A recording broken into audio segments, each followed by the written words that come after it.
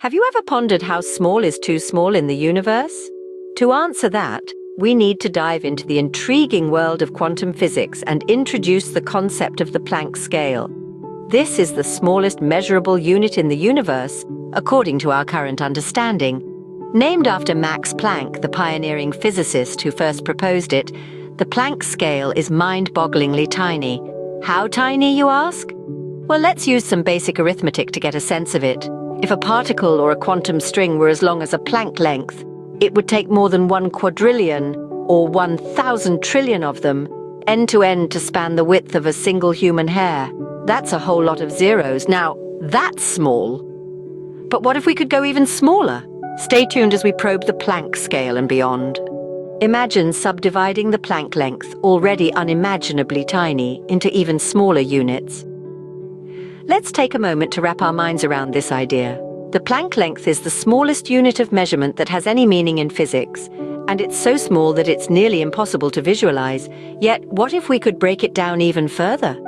To do this, we would need to employ a bit of mathematical abstraction. Think of it like dividing a pie into smaller and smaller pieces. In the realm of mathematics, this is a straightforward process. We can use arithmetic and algebraic notation to express this concept of subdivision. Now let's throw in a twist, the concept of a fractal. Fractals are geometric shapes that can be split into parts, each of which is a reduced scale copy of the whole. It's like our pie, but each piece is a smaller pie unto itself. This is where things start to get really interesting. As we continue our journey into the microcosm, we encounter the concept of infinitesimals. Infinitesimals are quantities so small that they're almost zero, but not quite. They're a cornerstone of calculus, a branch of mathematics that deals with change and motion. Imagine if we could subdivide the Planck length, the smallest distance that has any meaning in physics. We could keep dividing it, approaching the concept of the infinitesimal. This is where calculus comes in. It allows us to consider the limit of this subdivision process. How small can these divisions get? Infinitesimally small. Using the language of calculus, we would express this as the limit of the Planck length divided by n, as n approaches infinity. In this way, calculus allows us to explore the theoretical boundaries of the tiny, sub-Planckian world. We are now venturing into a realm where traditional concepts of space and time begin to blur. In the world smaller than the Planck scale, quantum mechanics reigns supreme. This realm is guided by the uncertainty principle, which fundamentally alters our understanding of reality. Here, particles do not have definite positions or velocities. Instead, they exist in a haze of probability, popping in and out of existence in ways that defy our everyday intuition. It's a bit like trying to pinpoint a buzzing bee in a dark room. You know it's there, but you can't quite tell where or how fast it's moving. This uncertainty principle is not just an abstract mathematical concept, but a fundamental aspect of nature.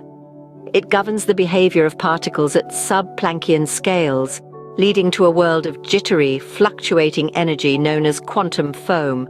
Here, the fabric of space and time itself begins to lose its meaning, becoming a tumultuous sea of quantum fluctuations. The quantum world is truly a world of wonders. Our journey into the world smaller than the Planck scale has only just begun. As we delve deeper into these unimaginably tiny dimensions, we're venturing into uncharted territory where conventional physics as we know it begins to blur and warp. This is a realm where the rules of the game are not yet fully understood, where our mathematical tools, as sophisticated as they are, find their limits tested. We've used the power of algebra, geometry, trigonometry, calculus, and quantum mechanics to explore this sub-Planckian world. Yet there are still open questions and mysteries that remain. Can we meaningfully talk about distances smaller than the Planck length? How does the uncertainty principle come into play at such scales? Is space-time itself a continuum or a discrete structure? These are some of the questions that keep physicists up at night. As we continue to probe the universe's smallest mysteries, who knows what we'll discover next?